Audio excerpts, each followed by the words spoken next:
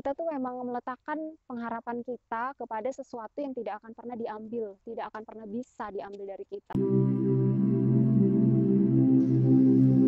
Hai semuanya, selamat datang kembali bersama saya Lia. Terima kasih buat kalian udah klik lagi video ini. Saya mau sharing tentang apa yang menjadi berhala kalian. Sebenarnya itu juga buat saya sendiri, karena Allah kita itu adalah Allah yang cemburu, yang benar-benar menginginkan satu-satunya Dia yang utama dalam hidup kita. Artinya bahwa kita mengutamakan Tuhan lebih dari hal kesukaan kita yang lain, dan itu memang harus diuji sih hati kita. Apakah menyembah Tuhan menjadi hal yang menyenangkan buat kita atau beban buat kita? Ya sebenarnya memang itu semua perlu dibuat dari latihan juga. Di awalnya kalau saya sendiri sih memang latihan. Jadi saya putuskan untuk dengan hal-hal lain tuh kayak saya cut gitu kan. Dan saya mau, misalnya saya ciptakan satu hari itu memang saya puasa seperti hari ini gitu kan. Saya puasa dan ini sekarang jam 3 sore. Nanti saya akan buka jam 5. Dari tadi malam sekitar jam 9 saya tutup puasa karena saya terakhir minum air putih, dan sampai sekarang gitu. Sepanjang hari ini saya berusaha untuk hal yang saya sukai itu adalah tentang Tuhan saja. Dan itu semua harus lahir dari hati yang mengasihi dan mencintai Tuhan sih, bukan dari karena kita terpaksa gitu. Cuman memang awalnya yang seperti saya bilang tadi, disiplin rohani itu memang harus dibentuk sih teman-teman, dan harus dimulai dengan keputusan dan komitmen. Jadi dengan apa yang kita lakukan secara terus-menerus itu akan membuat kita menjadi terbiasa gitu. Menjadi kalau kayak orang berangkat ke sekolah, keluar rumah, nggak sikat gigi gitu misalnya, pasti akan ngerasa kalau ada sesuatu yang mengganjal atau aneh gitu kan. Gitu juga ketika kita pagi, kalau saya biasa ngambil waktu pagi kan, menyembah Tuhan, dan saya nggak melakukan hal itu dengan benar, seperti saya nggak sikat gigi saya dengan benar, saya nggak pakai odol yang banyak seperti biasanya, saya nggak menyikat cuman di atas aja, nggak di bawah. Jadi maksudnya intinya tuh ketika kita melakukan penyembahan pun untuk Tuhan atau hal-hal disiplin rohani lainnya untuk Tuhan, kita harus melakukan itu dengan yang terbaik teman-teman. Jadi apa berhala kita hari ini harus minta Tuhan juga untuk menyelidiki hati kita, karena kalau kita sendiri mungkin berpikir nggak ada, tapi dengan kita menyembah Tuhan, dengan kita baca Alkitab, kita akan jadi tahu, oh iya ternyata relasiku mungkin dengan orang lain saja misalnya, karena Tuhan itu ingin yang utama, bahkan lebih dari suami kita, lebih dari orang tua kita. Tuhan itu ingin yang utama lebih dari anak-anak gitu. Jadi karena semua hal ketika seseorang ya misalnya dia bergantung sama suaminya, dia tuh mengutamakan suaminya lebih daripada Tuhan di dalam hatinya, misalnya dia terlalu bergantung sama suaminya.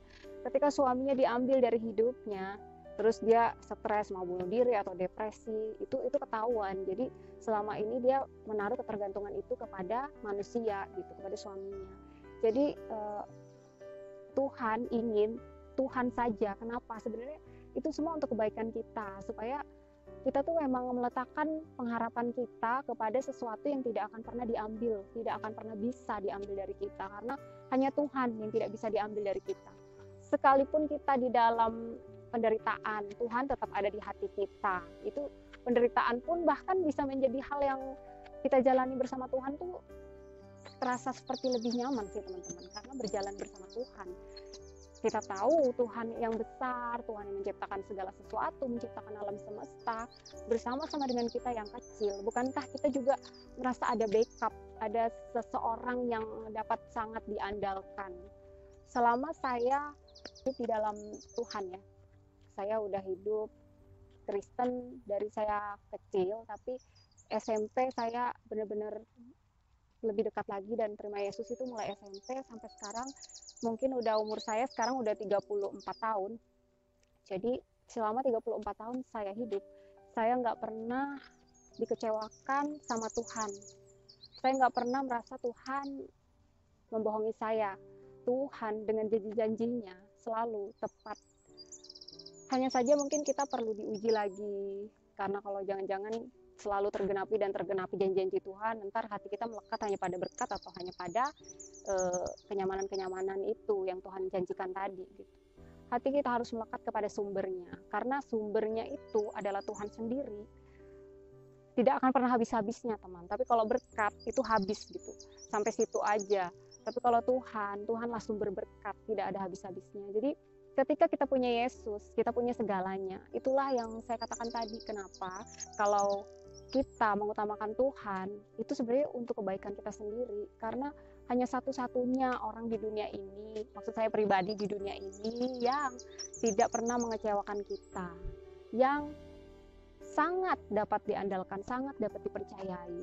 Jadi apakah Tuhan ada di tempat utama di hatimu, di hidupmu? Sekarang juga banyak berhala-berhala yang secara nggak langsung gitu kan, terutama mungkin buat anak muda gitu ya, kayak K-pop atau drama-drama film Korea atau apapun. Karena anak saya juga, ini anak saya, karena anak saya juga punya teman-teman yang masih kecil, seumuran anak saya masih 12 tahun, udah suka dengan cowok-cowok Korea, band-band Korea. Apa namanya? Oh, anime juga. Jadi maksudnya sebenarnya ya, kalau saya pelajari dari teman-teman juga yang cerita gitu kan, tentang sharing tentang K-pop, itu sebenarnya juga ada sataniknya teman-teman. Jadi ada unsur roh lain, sumber kepopuleran mereka, sumber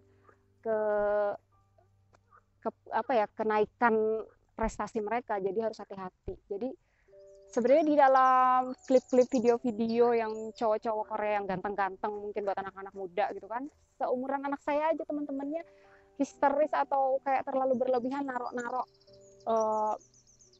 foto-fotonya atau video-videonya di Instastory atau di WhatsApp Story atau di macam-macam gitu, kayak ya itu bisa jadi berhala sih sebenarnya, memang benar-benar itu berhala. Jadi harus hati-hati sih, harus hati-hati, karena itu bisa membuat pengaruh kepada roh kita. Jadi kayak kita tuh susah untuk menyembah Tuhan, itu bisa jadi pengganggu.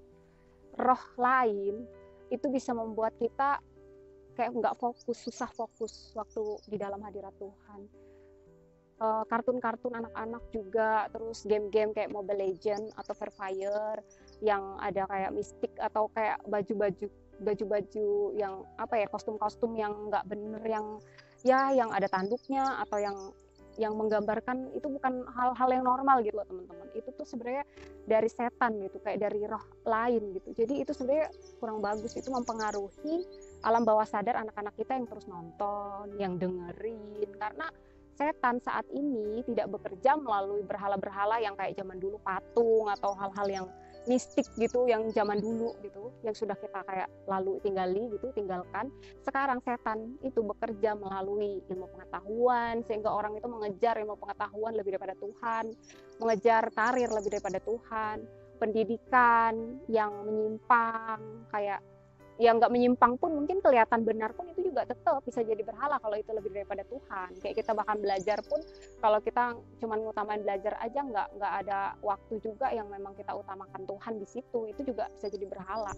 Musik, di dalam musik itu juga hati-hati, karena musik itu juga memang ada yang dibuat dari roh lain itu, kekuasaan sesuatu spirit yang lain, yang asing. Karena hanya 2 kekuatan di dunia ini. Makanya kalau saya sendiri dari sudah bertahun-tahun lamanya, kayak udah 5 tahun, 7 tahun lebih, saya nggak pernah menyanyikan lagu dunia. Saya nggak pernah nyanyi lagu sekuler dari mulut saya.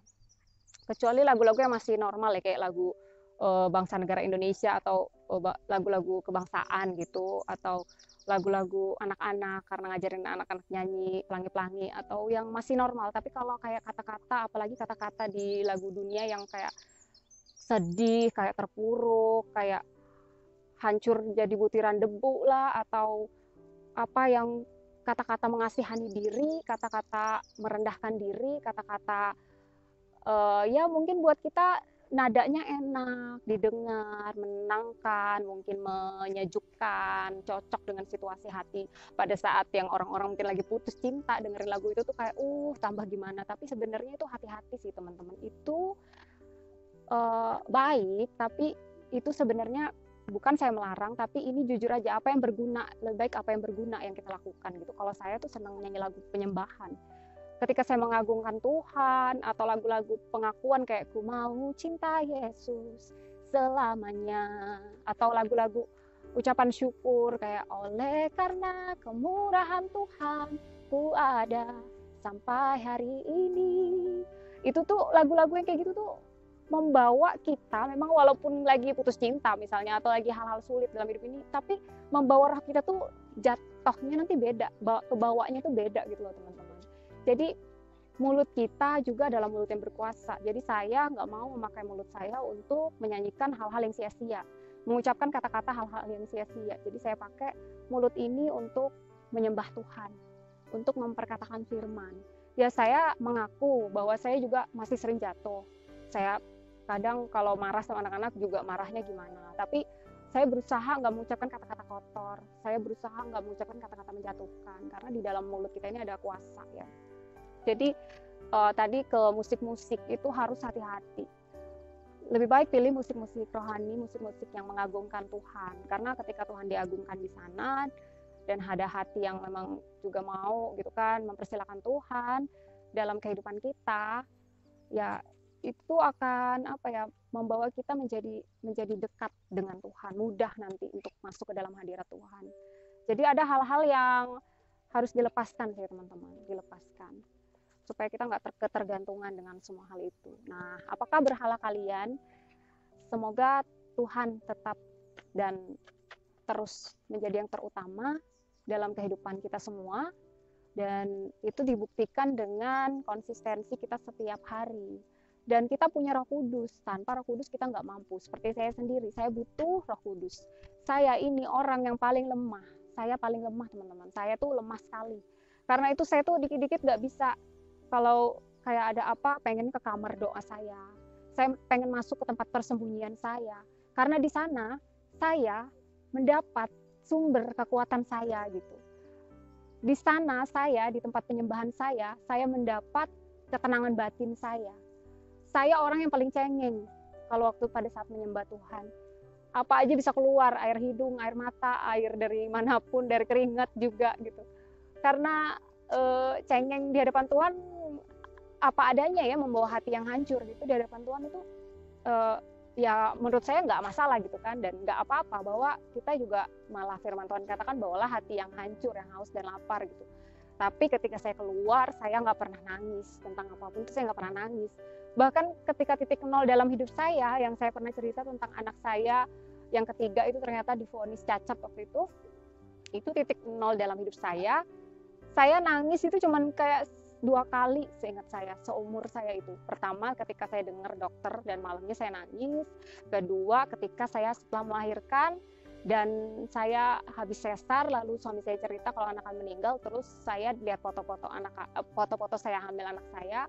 Nah itu saya nangis. Jadi seumur hidup saya, ya waktu saya kecil saya sering nangis sih, namanya anak-anak gitu ya, dan mungkin remaja juga pernah nangis, mengasihani diri waktu pemuda dan macam-macam nangisnya karena nggak jelas ya. Tapi ketika saya mengenal Tuhan Yesus, intim dengan Roh Kudus, saya itu menangis hanya karena mengasihi Tuhan. Jadi di dalam hati saya itu kayak ada kasih Tuhan gitu loh yang mengalir ketika kita menyembah Tuhan gitu. Jadi itu yang saya senang bisa share ke teman-teman semua. Kenapa? Karena Tuhan tuh sangat mengasihi kita. Karena itu dia menyediakan Roh Kudusnya bagi kita. Roh Kudus itu satu pribadi yang tersedia bagi kita, yang selalu siap menolong kita. Roh Kudus itu juga Bapa, teman-teman. Oke, Tuhan Yesus bilang, ada Bapa di dalam aku melakukan pekerjaan Bapa. Nah, Bapa yang di dalam Tuhan Yesus pada saat itu siapa? Ya, Roh Kudus gitu. Jadi Roh Kudus itu sebenarnya ingin bekerja di dalam kita untuk kebaikan kita, untuk melakukan kehendak Bapa. Karena dia tahu bahwa seluruh dunia ini ya, setelah semuanya gitu, setelah kayak kita finish di dunia ini, setelah hidup kita kayak kita mati misalnya di dunia ini, ada dua tempat, dan kita akan pergi ke neraka atau ke surga gitu. Jadi harus sadar bahwa hal ini tuh nyata. Surga dan neraka itu bahkan lebih nyata dari apa yang ada saat ini. Karena semua ini nanti akan lenyap, langit dan bumi akan berlalu. Tapi surga dan neraka itu ditentukan dari kehidupan kita yang sekarang. Dan ketika kita masih punya hari-hari, masih punya minggu-minggu, bulan-bulan, tahun-tahun, harusnya kita pakai untuk hidup benar. Hanya di dalam Yesus ada keselamatan. Karena itu ketika kita sudah menerima Yesus, ada Roh Kudus yang tersedia bagi kita. Kita berjalan bersama Roh Kudus, sumber kekuatan kita menjadi orang-orang yang perkasa, orang-orang yang dimampukan. Walaupun kita ini lemah, makanya karena kita lemah, kita butuh gitu loh kekuatan yang tidak terbatas tadi. Itu kebanggaan saya, teman-teman. Saya tuh nggak punya kebanggaan yang lain selain kekuatan dari Tuhan, dari Roh Kudusnya dalam hidup saya. Jadi seperti hari ini juga saya puasa gitu ya. Itu justru karena saya lemah, makanya saya puasa. Ya karena saya lemah, jadi saya bukan mau pamer ya kalau saya bisa ini. Saya itu sebenarnya benar-benar banyak nggak bisanya sebenarnya. Kalau mau saya jujur, saya itu orang yang paling nggak bisa apa-apa sebenarnya gitu. Dan kalau saya dipakai Tuhan, itu benar-benar karena saya orang yang bergantung. Karena saya orang yang bergantung sama Tuhan. Jadi di dalam benar-benar teman-teman, di dalam kelemahan kita, Tuhan tuh dapat mengubahkan yang tidak mungkin menjadi mungkin, yang tidak ada menjadi ada, yang tidak masuk akal. Tuhan tuh dapat ubahkan gitu loh, menjadi sesuatu yang berguna. Jadi seburuk apapun hidup kita, serusak apapun hidup kita, setidak mampu apapun hidup kita, tidak akan lebih besar daripada kasih Tuhan. Jadi kasih Tuhan tuh lebih besar dari semua itu, mengatasi semua ketidaksempurnaan kita, untuk memperlengkapi kita, untuk menyempurnakan kita. Dan kita ini semua sebenarnya dipilih untuk menjadi ciptaan yang termulia. Kita menjadi barang dan benda berharga di hadapan Tuhan. Kita mau apa enggak, itu pilihan kita. Gitu. Jadi mari kita utamakan Tuhan, menyembah Tuhan. Cara kita mempersiapkan diri untuk hari-hari yang sulit itu ya cuma satu. Kasihilah Tuhan Allahmu dengan segenap hatimu, dengan segenap jiwamu, dengan segenap kekuatanmu, dengan segenap akal budimu. Jadi segenap, bukan separoh, segenap. Ketika perintah Tuhan, semuanya perintah Tuhan itu baik buat kita. Bukan baik buat Tuhan, baik buat kita. Itu aja ya teman-teman. Tuhan Yesus memberkati kalian semua. Semoga apa yang saya sharingkan ini menjadi berkat, dan ini semua keluar dari hati saya karena saya mengasihi kalian semua. Dan setiap orang yang mengasihi Tuhan Yesus harus punya kasih juga kepada sesama. Dan saya melakukan ini karena saya mengasihi Tuhan Yesus. Oke, Tuhan berkati ya. Ya.